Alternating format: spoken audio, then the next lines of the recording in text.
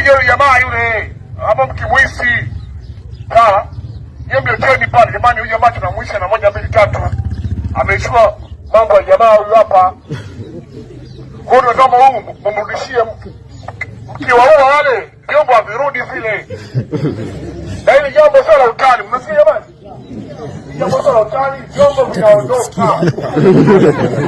Kama mmoja aleta ugoni na mume wake, angalia mume wake ameshika ugoni.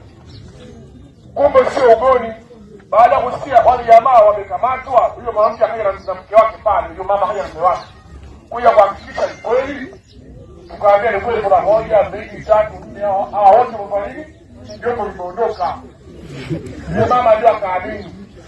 Lakini kwa bahati nzuri wale jamaa walikuwa hawajafa. Tuwabana pale. Tukaambia hivi vyombo lazima virudi. Kwa muda lakini ilichukua muda kidogo.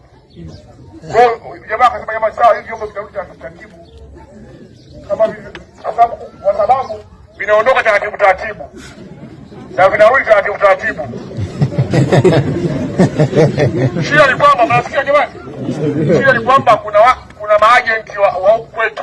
Kuna watu wanakaribisha jamaa kutoka kule Zambia na Kongo. Watu wa huku kwetu pande wa Tanzania.